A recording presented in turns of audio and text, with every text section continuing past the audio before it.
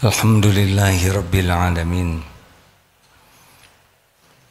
Alhamdulillahi Rabbil Alamin. Segala puji, puja hanya milik Allah Subhanahu wa Ta'ala. Tuhan kita satu-satunya, Tuhan semesta alam yang menciptakan, memiliki, menguasai segala-galanya dengan sempurna. Tidak ada yang lain selain Allah, penggenggam jagat raya ini, yang menyaksikan segala sesuatu. Tidak ada yang tersembunyi bagi Allah, mengetahui segala-galanya. Tidak ada yang tidak diketahui oleh Allah. Ya'lamu ma baina aidihim wa ma khalfahum, yang akan datang, yang sekarang, yang lalu. Dialah Allah. Innallaha ala kulli syai'in qadir, yang maha kuasa apapun juga. Apa yang Allah kehendaki pasti terjadi, tanpa bisa dicegah, dihalangi oleh siapapun. Dan apapun yang tidak Allah kehendaki tidak akan pernah terjadi, walaupun diinginkan siapapun. Berbahagialah bagi orang-orang yang diberi nikmat yakin kepada Allah. Pasti hidup ini berbeda. Pasti. Makin yakin kepada Allah, makin bahagia dalam segala keadaan. Makin mulia akhlaknya. Makin bermanfaat hidupnya. Insya Allah selamat. Allahumma sholli ala Sayyidina Muhammad wa ala alihi wa ashabihi ajma'in. Tubuh ini bukan milik kita. Ini maaf suara saya serak. Kalau tubuh ini milik sendiri, tinggal dirarang saja, jangan serak. Tapi ya beginilah, Allah memberikan nikmat. Semua yang Allah takdirkan pasti baik. Kita harus selalu menikmati apapun yang Allah tetapkan. Ridho, berbaik sangka, istighfar kalau ini kepahitan karena dosa, dan syukuri nikmat lainnya. Hadirin, kali ini kita akan membahas tentang kepemimpinan Rasulullah SAW sebagai pemimpin yang benar-benar berhasil, terbukti nyata. Ada 4 kunci yang paling populer. 1, sidik. Rasulullah itu orang yang benar, jujur, terpercaya. Tidak ada kalimat bohong sedikit pun juga. Tidak ada. Apa yang dikatakannya benar, niatnya benar, caranya benar, agar orang bisa hidup benar. Jadi konsisten Rasulullah itu, pikirannya benar, hatinya benar, ucapannya benar, tindakannya benar, mengajak orang lain jadi benar, dan membela kebenaran. Selain diajak, juga beliau konsisten menegakkan kebenaran. Ini syarat pertama utama kalau ingin jadi pemimpin. Sidik. Lebih dari jujur ya. Kalau jujur sudah sangat bagus. Tapi kalau sidik, semuanya satu paket, yaitu konsisten pada kebenaran. Yang kedua, amanah. Rasulullah SAW dititipi oleh para tetangganya di Mekah. Kalau para tetangganya pergi keluar kota, maka rumah tetangga itu kuncinya dititipkan kepada Rasulullah. Karena sangat amanah. Tidak pernah melalaikan amanah sekecil apapun juga. Mantap saja. Orang-orang tahu kalau jualan, beliau tidak pernah ada bohong sama sekali tentang dagangannya. Dan juga beliau tidak pernah mengkhianati ataupun mengabaikan orang-orang yang memberi amanah kepada beliau. 3. Yang ketiga, tabligh. Bisa fatonah dulu. Bagaimana? Sidik, amanah, fatonah, tabligh. Apa fatonah? Fatonah itu cerdas, smart, profesional. Dalam melakukan apapun, beliau melakukan dengan sangat terbaik. Tidak setengah-setengah, 3/4. Dan melakukannya dengan cara terbaik. Sehingga menghasilkan hasil terbaik. Ini luar biasa hadirin. Setiap ucapan beliau itu yang terbaik. Setiap tindak tanduk beliau itu juga yang terbaik. Apa yang beliau lakukan, pol. Seorang yang fatonah itu orang yang efektif dan efisien di dalam perbuatan, sikap, karya-karyanya. Penting sekali bagi kita untuk memahami ilmu fatonah ini. Dan beliau sangat bijaksana, ya. Jadi seperti pada waktu di Mekah terjadi permusuhan, pertengkaran karena mau mengembalikan batu Hajar Aswad.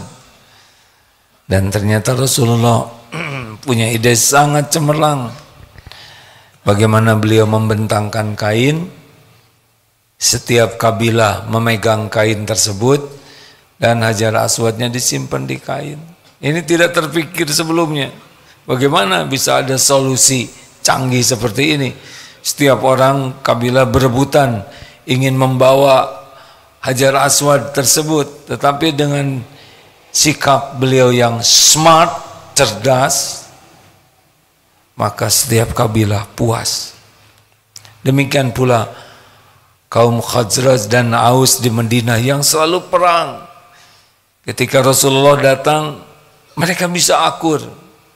Ini hanya bisa dilakukan oleh orang-orang yang fatonah. Dan yang keempat, tabligh, menyampaikan. Rasulullah SAW, beliau menyampaikan kebenaran tidak hanya dengan suaranya, tapi juga dengan seluruh perilakunya, satu paket. Jadi perkataan, perbuatan beliau itu sudah menceritakan, menyampaikan tentang kebenaran. Beliau di dalam berbicara sangat efektif dan efisien.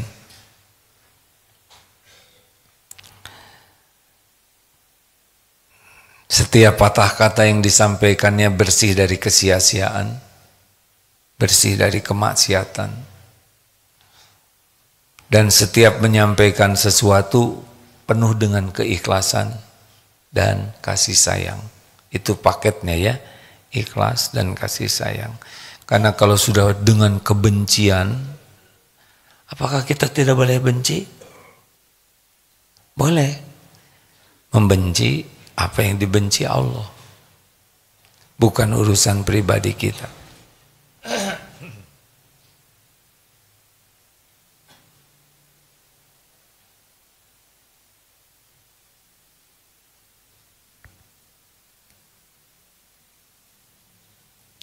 Boleh saya minum ini?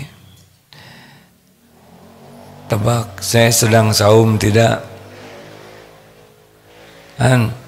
Jangan.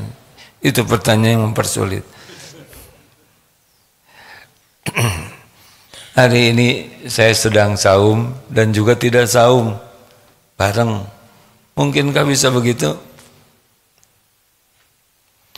Saya hari ini tidak saum sunnah, tapi sedang saum 10 jam untuk diambil darah, begitulah. Makanya minum ya. Bismillah, dari tadi lihat ini teh, saya saum yang mana nih? Kan kalau diambil darah, cek darah boleh minum ya? Benar Pak? Bapak tanggung jawab. Hah? Belum boleh Bu? Yang dokter yang mana? Oh Ibu dari Temanggung. Terima kasih ya Bu. Alhamdulillah. Terima kasih jauh-jauh sudah ke sini. Apa? Mau dipotret? Jauh-jauh. Mau belajar insya Allah. Maaf ya tidak menyapa, saya tadi tidak lihat ke atas. Saya minta izin minum ya, maaf yang sedang saum. Alhamdulillah.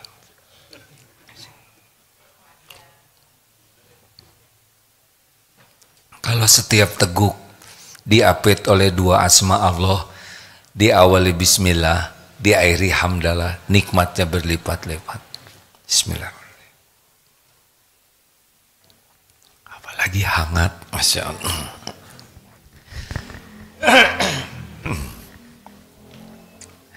Sampai di mana tadi? Tabligh. Oh yang mana dulu nih yang kita bahas sekarang? Sidik, amanah, fatonah, tabligh. Jangan suka nyusahin orang. Dan saya mau aja. Mau yang mana dek? Sidik, baik. Ustaz, tolong bawakan tentang yang nabiyin, sidikin, syuhada. Kita selalu berdoa, ihdinas siratal mustaqim. Ya Allah tunjukkan kepada kami jalan yang lurus. Siratal ladzina an'amta, jalan orang-orang yang engkau beri nikmat alaihim kepadanya. Siapa orang yang diberi nikmat oleh Allah? Ada 4. Nabiyyin, sidiqin, syuhada, sholihin. Ulangi.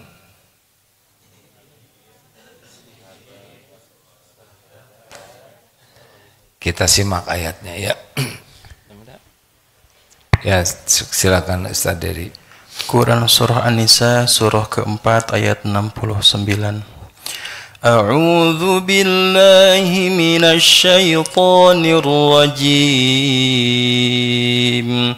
ومن يطع الله والرسول فأولئك مع الذين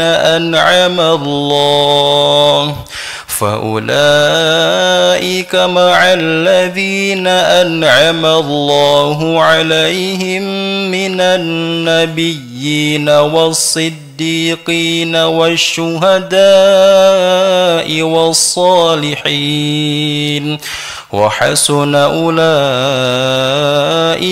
رفيقا. Siapa yang menaati Allah dan Rasulnya Nabi Muhammad, mereka itulah orang-orang yang akan dikumpulkan bersama orang-orang yang dianugerahi nikmat oleh Allah, yaitu para nabi, para pecinta kebenaran, orang-orang yang mati syahid, dan orang-orang soleh. Mereka itulah teman yang sebaik-baiknya. Nabiyin tidak mungkin ada lagi, karena Nabi Muhammad Nabi terakhir. Tinggal 3 pilihan kita. Mau jadi sidikin, syuhada, sholihin.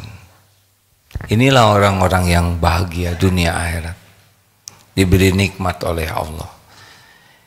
Mari kita jadi orang yang benar, benar dalam niat, benar dalam ucapan, benar dalam perbuatan, benar dalam cara berpikir. Karena bahagia itu hanya ada pada kebenaran. Jadi kalau kita berbuat maksiat pasti tidak bahagia. Alaikum bisidq, hendaklah kalian jadi orang jujur, orang benar. Karena dari sidik yahdi ilal birri. Orang yang benar itu mengantarkan kepada kebaikan-kebaikan. Ini rumus ya. Dan dari albirra yahdi ilal jannah. Gini rumusnya. jadi ahli sorga karena kita banyak berbuat kebaikan yang bisa mendatangkan rahmat Allah.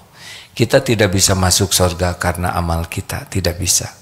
Kita masuk sorga karena rahmat Allah, dan rahmat Allah diberikan kepada orang yang berbuat kebaikan. Nah, orang berbuat kebaikan ini dari mana asalnya? Dari orang yang sidik, orang yang jujur. Jadi dari jujur mengantarkan kepada kebaikan-kebaikan, kebaikan mengantarkan kepada surga. Sedangkan dusta, kadzib mengantarkan kepada fujur, kejahatan-kejahatan, dan dari kejahatan yahdi ilan nar, mengantarkan kepada neraka. Jadi awalnya sidik ini. Negara kita sepertinya akan agak lama nih baiknya sepanjang kejujuran belum menjadi sesuatu yang sangat dipentingkan. Tapi kalau mikirkan negara terlalu besar bagi kita. Kalau negara ini jadi baik, kuncinya apa? 3M. Mulai dari diri sendiri. Yang kedua, mulai dari hal yang kecil. 3, mulai saat ini. Ingin negara ini jadi baik, semua yang menyimak mulailah dari kita.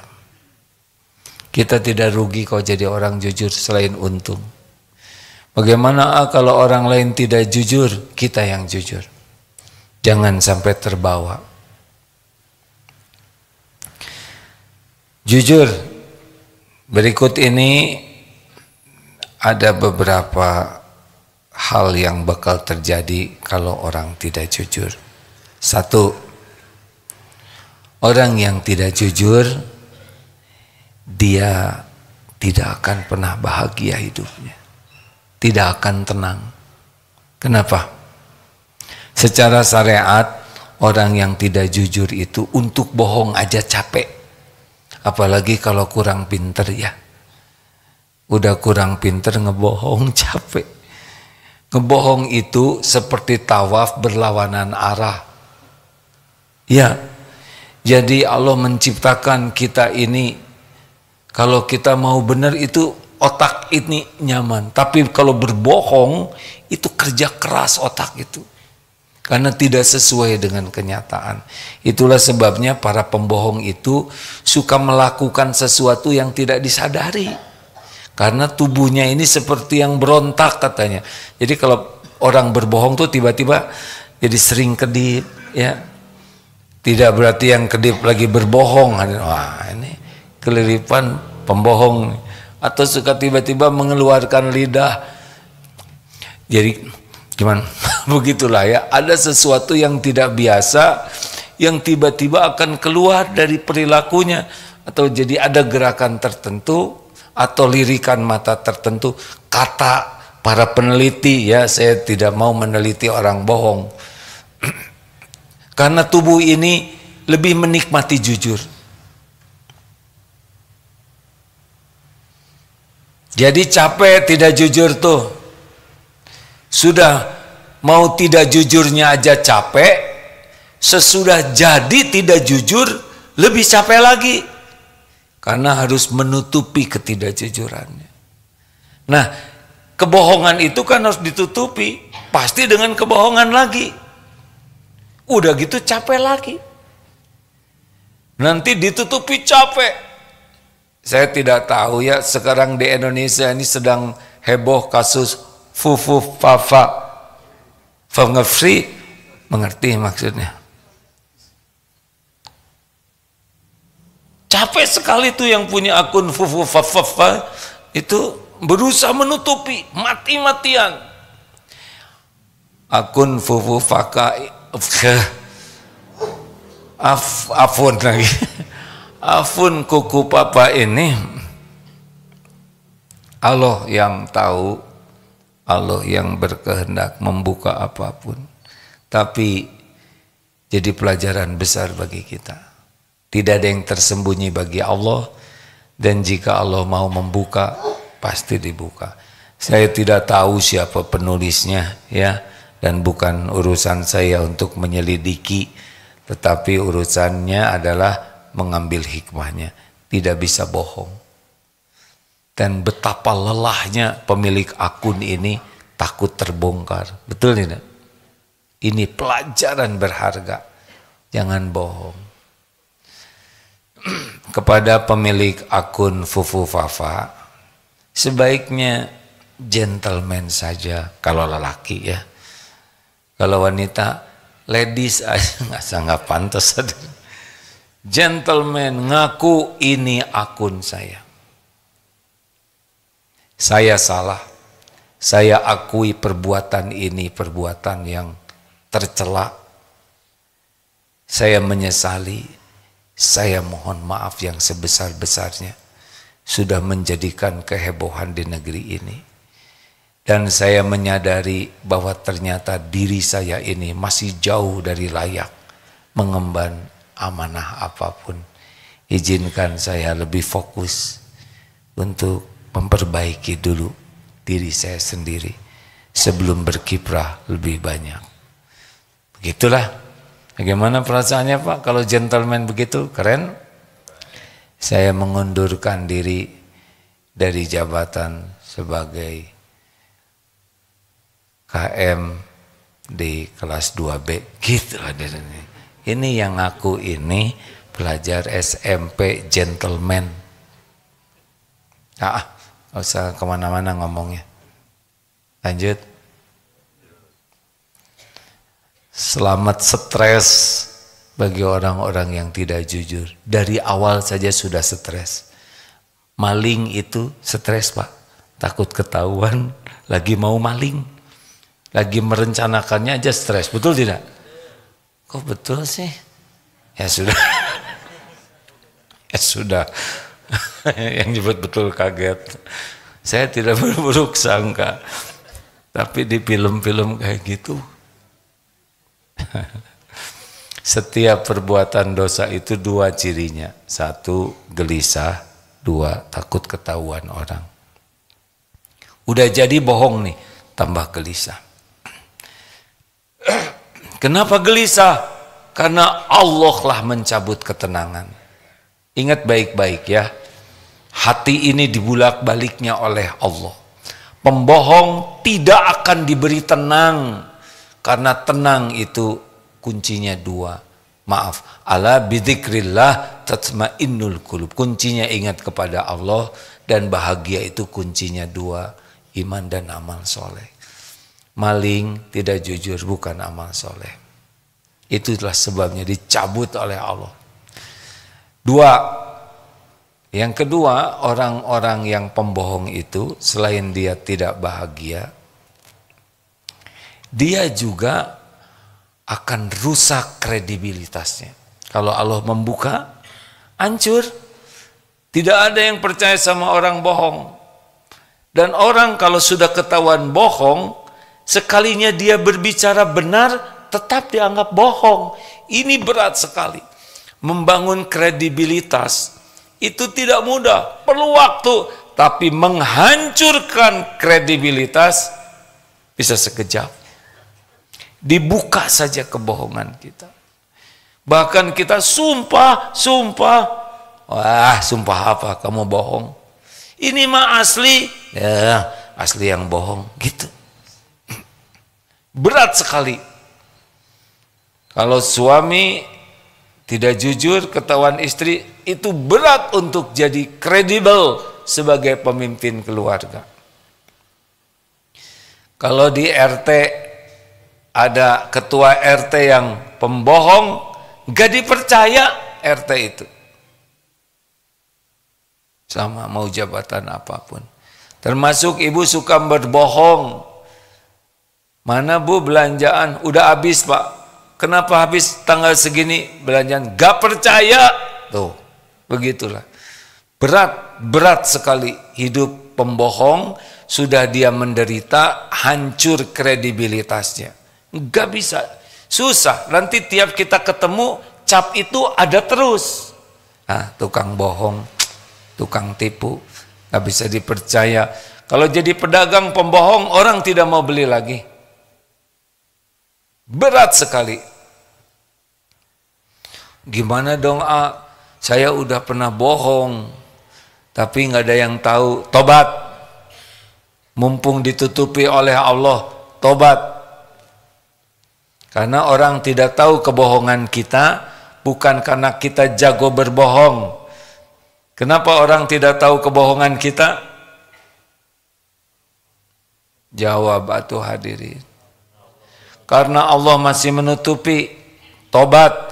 Tapi kalau berkaitan dengan harta hak orang lain, kembalikan. Jangan udah nipu, tobat tapi tetap dipegang uangnya, kembalikan. Lalu bagaimana nih kalau kita ketahuan sudah bohong? Tobat. Dan tobat kita bukan agar orang kembali percaya kepada kita. Ingat baik-baik ini ya, karena kita tidak mungkin 100% tanpa dosa, enggak mungkin. Ada bohongnya lah kita juga walaupun kecil-kecil, apalagi yang besar. Dan bohong itu mengancam kita. Tobat. Tobat itu adalah mengharapkan ampunan Allah. Perkara orang jadi percaya lagi kepada kita, itu bukan urusan kita. Itu adalah Allah yang membulak-balik hati. Jelas? Halo? Jelaskah? Jadi kita bikin salah, segera tobat, tobatnya ikhlas, sungguh-sungguh, nanti Allah yang ngebulak-balik setiap hati. Dari benci jadi sayang lagi. Itu tidak bisa diakali oleh kita. Makanya kalau mau tobat, tobat yang benar-benar taubatan nasuha. Takut kepada Allah, takut mati dalam keadaan dosa, takut mati dalam keadaan bergelimang dosa. Perkara orang lain tidak percaya ke kita sedunia, sok ajalah, nggak apa-apa. Bukan nggak apa-apa. Perkara orang lain tidak percaya, bukan itu yang terpenting bagi kita. Yang terpenting bagi kita, Allah mengampuni. Mana yang paling berbahaya bagi kita? Terbukanya aib, tidak diampuni oleh Allah. Jawab. Ya, kita berharap aib kita ditutup. Tetapi yang lebih penting dari ditutup adalah dihapus oleh Allah. Gimana kalau aib kita terbuka? Tobat. Dia ngebuka aib saya, apa perlu kita balas? Apa perlu kita balas? Kita buka lagi aib dia? Justru gara-gara aib kita sempat terbuka, itu pasti sedikit lah. Allah sudah tahu kok. Kalau aib kita dibuka semua, hancur-hancuran luar biasa. Dikit dibuka, itu pengantar tobat. Kalau ada orang yang membuka aib kita dan kita bisa tobat, maka sebetulnya kita harus berterima kasih dengan doakan kebaikan bagi yang membuka aib. Berapa banyak orang jadi tobat gara-gara aib kebuka, benar? Orang yang ngebuka aib kasihan, dia dapat dosa, tapi kita dapat pahala dari tobat. Harusnya kita doakan kebaikan. Jangan balas dengan membuka aib orang lain. Di sini susah jadi pekerjaan, susah dipercaya, dan hidup para pendosa itu cenderung rentan, badannya gampang sakit karena stres terus, ya. Ini mau ke villa, tok tok tok, bilangin kalau ada petugas KPK, hati-hati. Tiba-tiba tok tok tok, siapa tuh? Ada petugas P3K. Hah, KPK? Bukan Pak, P3K. Orang pembohong itu stres, lempeng aja. Katanya orang tidak jujur aja susah dapat rezeki, apalagi jujur. Tunggu yang satu ini. Bagaimana Mim? Guru kita sudah tersambung? Sudah tersambung. Sudah menyampaikan? Alhamdulillah. Terima kasih Pak Mita Farid, 5:30. Beliau istiqomah, usianya sudah di atas 80, tapi semangat terus berdakwah, luar biasa. Semoga Allah memberikan usia panjang penuh dengan kebaikan, kesehatan lahir batin, dan diberikan istiqomah dalam iman, dalam amal soleh, dan semoga Allah melindungi beliau dan keluarganya dan dijadikan seluruhnya jadi ahlul jannah. Amin ya rabbal alamin.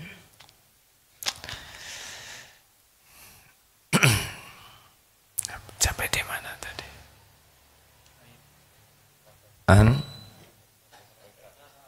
KPK. Oh iya, ada yang ngajak makan. Suatu saat sedang makan diperkenalkan, ini teman saya pengusaha, rajin ke masjid, tahajud, baca Quran, sedekah, kata teman yang mengantarkannya. Wah, selamat ya, tolong doakan, saya sedang dipanggil KPK, kan begitu. Lalu beliau juga cerita, sebelum dipanggil KPK, ada susah ke masjidnya, susah tahajudnya, susah sedekahnya. Jadi dipanggil KPK itu bencana atau nikmat? Nikmat. Mau dipanggil KPK? Sudahlah, jalanin saja hidup ini. Sebetulnya ada beberapa tanda-tanda kebohongan ini ya. Satu, orang kehilangan kepercayaan kepada kita. Wah, berat, kalau nggak dipercaya tuh nggak enak sekali. Reputasi kita juga buruk. Susah orang mau berinteraksi dengan normal kepada kita. Dan saat yang sama, selain stres, kita juga jadi minder. Karena kita tahu kita ini pembohong, na'udzubillah. Tidak nyaman aja hidupnya tuh, tegang terus. Lalu kebohongan bisa memutuskan relasi, baik dalam keluarga, dengan tetangga, dalam bisnis. Dan orang-orang yang pembohong itu juga akan kerja keras untuk bohong terus. Seperti kalau punya utang, kan penyakit orang yang punya utang itu ngegampangin janji. Saat yang sama mudah berbohong. Berat sekali, kasihan yang berhutang itu. Iya, minggu depan saya bayar. Padahal dia belum kepikir untuk bayar. Nanti bohong lagi. Itu tidak bahagia sama sekali.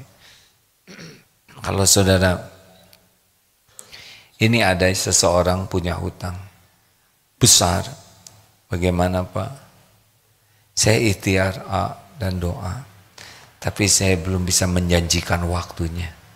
Memang secara syariat ada yang bisa dijual, tetapi maaf saya tidak bisa janjikan waktunya.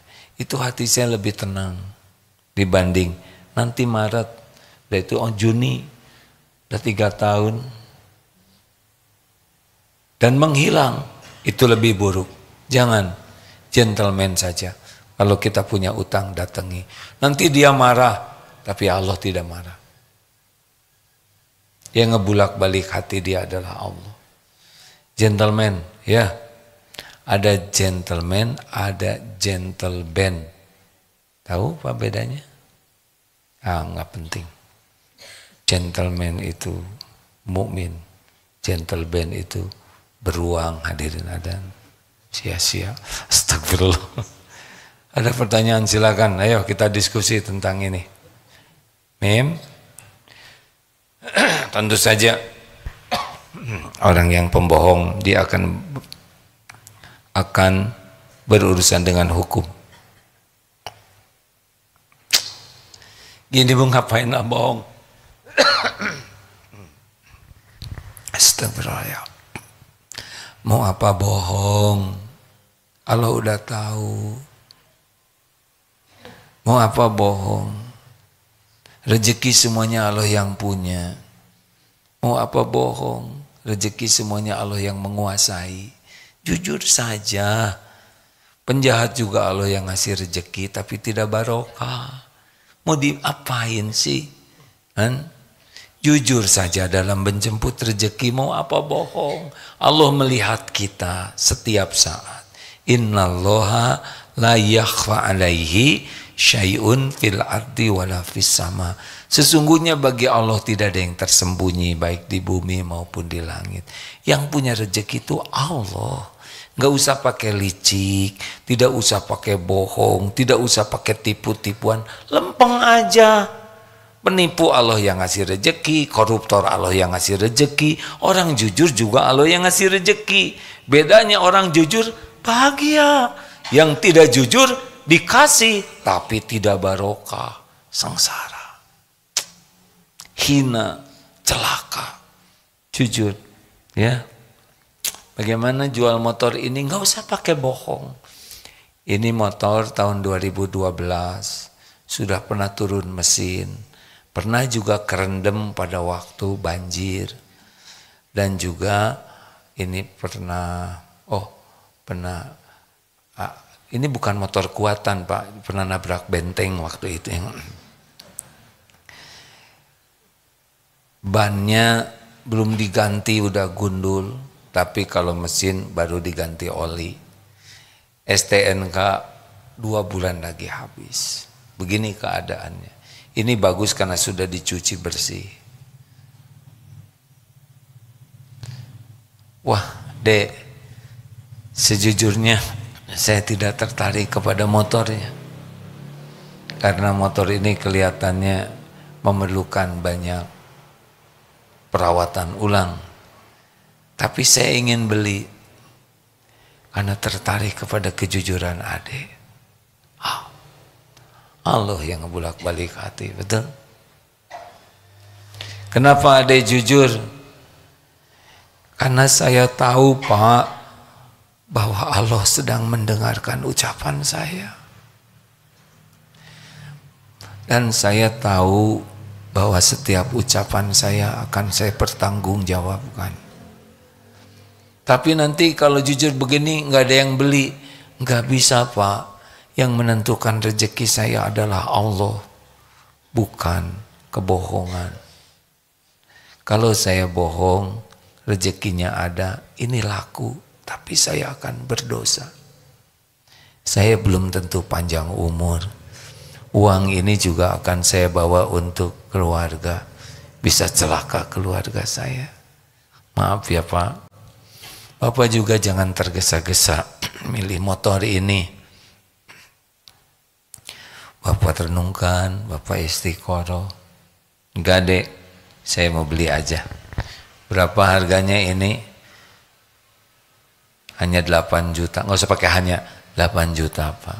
Nggak usah ngebanding-banding. Di tempat lain 10 juta. Ya 10 juta itu baru deh, kan jadi ribut lagi. 8 juta saja. Baik deh. Ini harga motor, ini 20 juta untuk kejujuran Ade. Ade sudah umroh belum? Belum Pak. Sama deh. Doakan saya juga pengen. Keren, keren. Orang jujur itu keren. Betul tidak? Selalu indah Pak.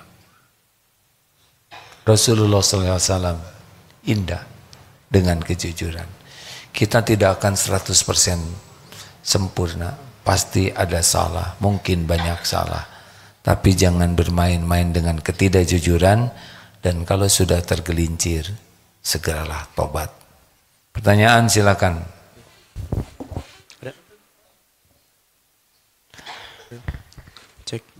Cek bismillah. Izin A, ada pertanyaan dari sosmed. Dari Instagram A. A sudah ketahuan bohong, tapi tidak mau tobat, bagaimana A? Siapa yang ketahuan bohong? Orang lain A. Katanya AA tadi. Jangan tadi gitu nanya. AA sudah ketahuan bohong. Pip, setiap patah kata bisa jadi masalah. Termasuk di sini yang bertanya harus hati-hati ya. Ada dulu wanita, ibu-ibu, AA, gimana ya A, dalam rumah tangga kita? Siapa? Jangan sembarang mengatakan kita. Kalau kita saya ke bawah, betul tidak? hutang-hutang kita, nggak mau juga. Sepatah kata tapi menentukan makna. Jadi maksudnya bagaimana, Afif? Orangnya sudah ketahuan bohong, namun tidak mau tobat. Berarti sengsara. Cocok dengan ceramah tadi. Gitu. Gampang jawabnya, ya kan? Karena pilihannya cuma tobat. Kita tidak bisa memulihkan nama baik kita, nggak bisa. Kecuali Allah yang memulihkannya. Tobatlah. Karena semua orang yang sebel ke kita, hatinya dibulak-balik oleh Allah. Jadi kita tidak usah maksa-maksain diri agar orang suka, nggak usah. Kita paksakan diri kita dengan sungguh-sungguh agar jadi orang yang disukai Allah. Dah. Selebihnya Allah yang membulak-balik setiap hati. Dagang itu tidak usah acting. Demi Allah, ini barang sangat bagus. Ini tidak ada lagi. Bahkan ini obat saking patennya. Baru dilihat aja, udah sembuh. Dusta yang. Tidak usah.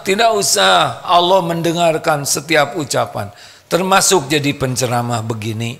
Tidak usah kita bombastis dengan menceritakan segala hal. Dengan suara yang tidak diperlukan, udah biasa aja lah. Ya, lempeng, seadanya.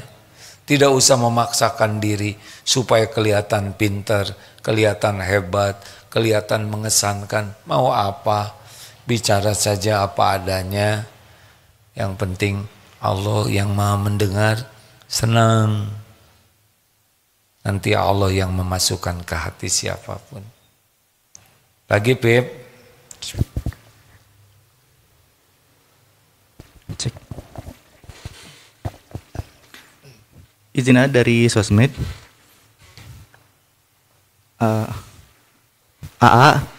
Abi mah jujur teuing, Pak Ustadz. Kadang yang gak perlu diomongin malah jujur teuing diomongin. Itu bagaimana, A? Salah.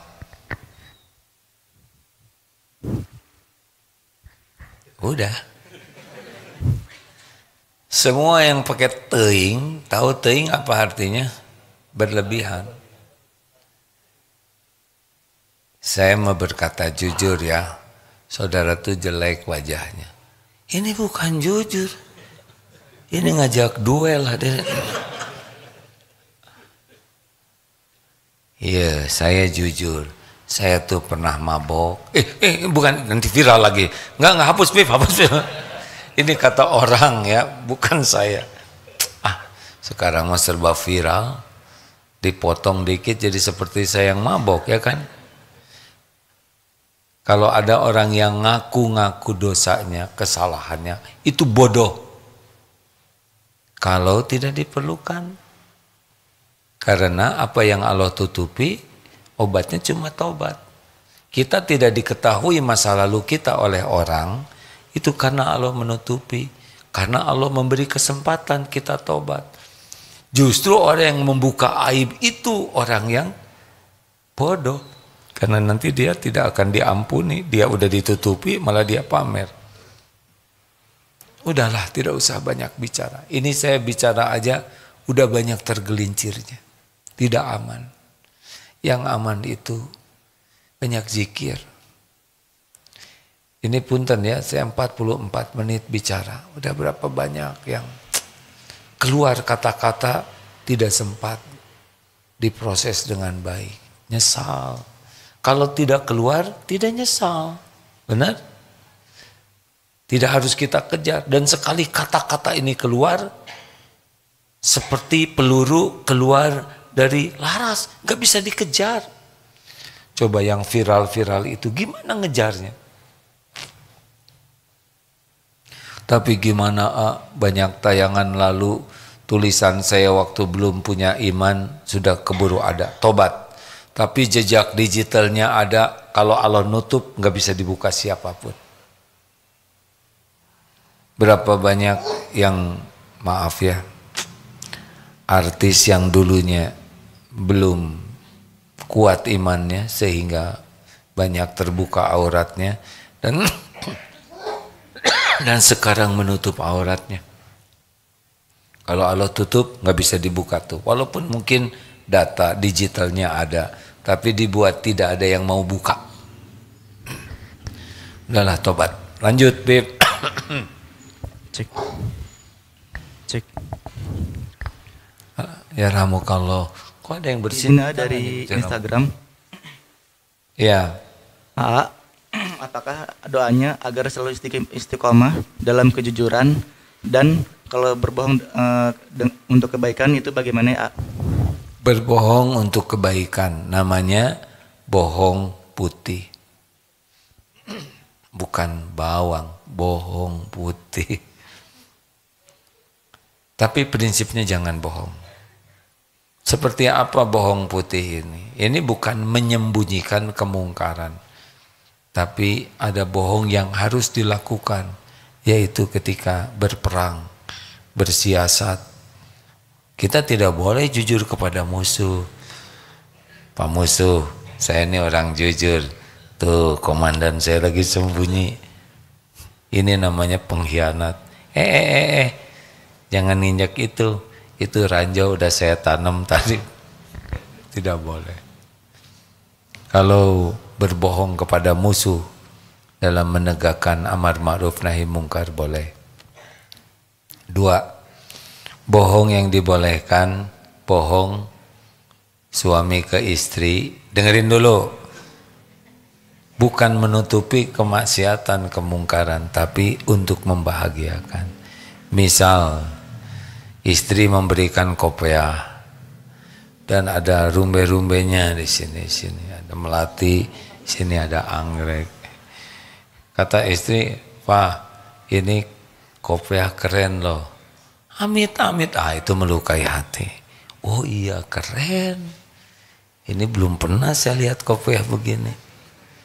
Luar biasa, terima kasih ya. Kita simpen di lemari supaya awet misalkan. Nggak usah ya, amit-amit ngasih kopiah gini, pembunuhan karakter, mau apa. Yang ketiga, mendamaikan. Misalkan adik kakak kurang akur. Begini, Kak, ini adik tuh selalu mendoakan terus loh. Padahal adiknya nggak doa langsung, tapi dalam sholat kan assalamu alaika, assalamu alaina wa ala ibadillahi sholihin. Itu kan doa kepada orang yang beriman juga, kepada kita-kita ya. Oh jadi si kakak berbaik sangka gitu. Jadi adik itu suka ngedoain saya ya. Terus bilang juga ke adik, kakak ini sebetulnya sayang, selalu mendoakan. Kan doanya Rabbir lil mu'minin wal mu'minat, muslimin wal muslimat. Jadi baik sangka dua-duanya. Tapi aslinya tidak pakai bohong. Hanya membuat orang punya prasangka baik. Jadi akur, boleh. Kalau gini boleh tidak. Tapi takut disalahgunakan ini. Suatu saat ada yang lari. Tolong, ada orang yang mau zolim ke saya. Ya udah. Sembunyi, suruh sembunyi di situ. Terus datanglah itu bawa pentungan. Ayo Ustadz, jujur. Akan lagi ceramah jujur. Lihat enggak? Ada yang datang barusan ke sini. Gimana jawabnya? Lihat atau tidak? Kalau nyebut tidak, bohong tidak?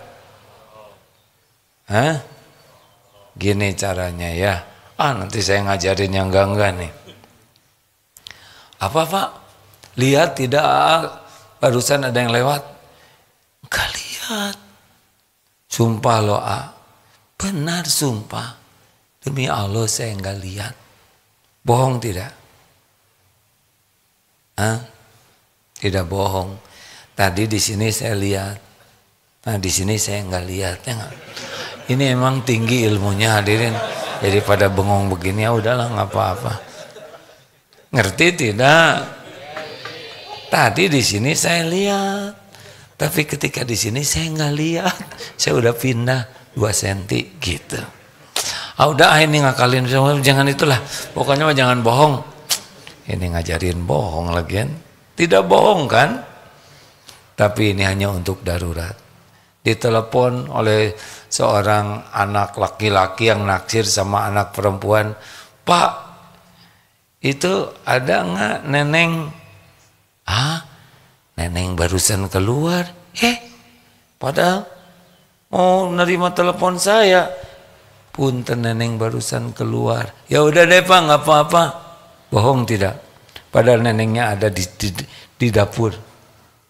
Bohong tidak? Tidak bohong. Karena neneng baru keluar dari kamar ke dapur, salah sendiri, dia nyangkanya keluar dari rumah. Saya jadi ngajarin bohong gini. Astagfirullah. Ini hanya untuk melawan penipu, penjahat.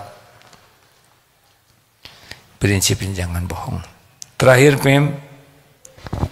Cek. Izin tadi doanya belum. Istiqomah dalam kejujuran.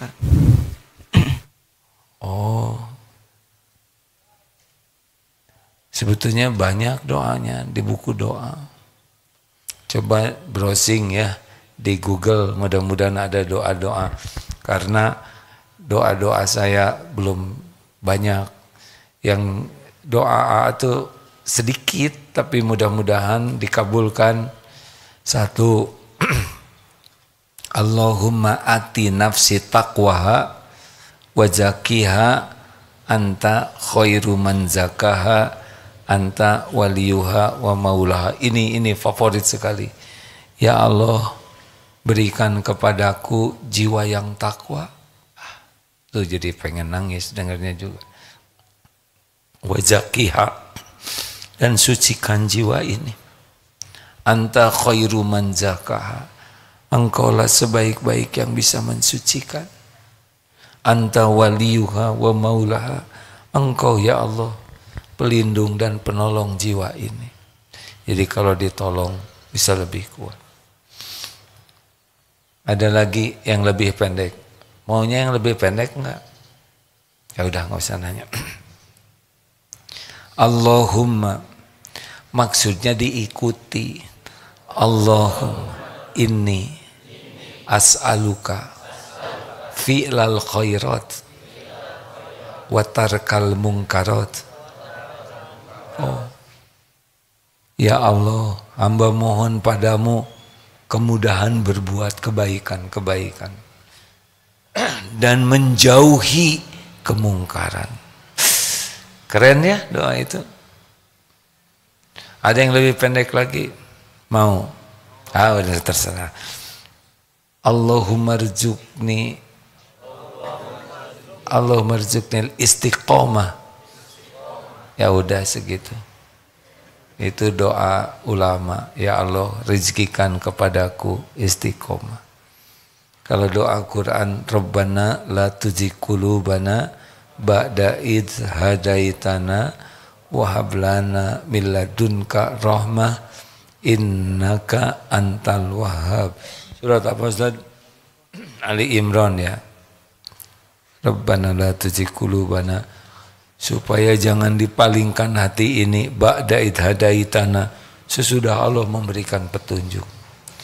Ada yang lebih paten, pendek, dan paling sering dibacakan Rasulullah SAW, doa tentang istiqomah ini. Ikuti, ya muqallibal qulub sabbit qalbi ala dinik. Wahai yang membulak-balik hati, tetapkan hati ini dalam agamamu. Ini doa dahsyat karena hati dibulak-balik oleh Allah Subhanahu wa taala. Terima kasih hadirin sekalian kepada semua jamaah yang akan mengkaji tentang bahagia dengan menjaga lisan di Istiqlal, insyaallah pada hari Ahad kedua. Jadi kalau Ahad pertama di Bandung di Eko Pesantren, Ahad kedua di Masjid Istiqlal Jakarta. Silakan hadir lebih awal lebih baik, karena biasanya Allah menghadirkan banyak. Jadi kalau terlambat harus siap dengan tempat yang agak di belakang. Niat baik, ajak yang lain, ongkosi yang lain. Kalau ada bekal makanan, supaya tidak berharap dikasih makanan oleh orang lain. Kalau lihat nanti lagi orang makan roti, jangan ngeliatin terus, kelihatan ingin, tenang saja. Datang ke sana, usahakan mengajak yang lain supaya yang lain dapat ilmu, yang ngajaknya juga kebagian. Doakan hadirin supaya bisa sehat, diampuni dan istiqomah. Allahumma salli ala sayyidina Muhammad wa ala alihi wa ashabihi ajma'in. Allahumma ati nufusana taqwaha wa zakiha anta khairu man zakaha anta waliyuha wa maulaha. Allahumma a'inna ala dzikrika wa syukrika wa husni ibadatik. Rabbana la tuzigh qulubana ba'da idh hadaitana wa hab lana min ladunka rahmah innaka antal wahhab. Ya muqallibal qulub, ya muqallibal qulub, tsabbit qulubana ala dinik. Ya Allah, jangan cabut nikmat iman kami ini. Allahumma rzuqnal istiqomah, rizkikan kepada kami istiqomah. Allahumma rzuqnal husnal khatimah, karuniakan kepada kami husnul khatimah. Taqabbal minna ya arhamar rahimin, innaka antas samiul alim. Amin ya rabbal alamin. Besok akan ada tambahan ilmu pagi ini, yaitu dengan Dr. Tian yang menyampaikan ilmu tentang disleksia. 10% dari manusia itu juga mendapatkan karunia disleksia. Tahu disleksia? Besok akan disampaikan. Assalamualaikum warahmatullahi wabarakatuh.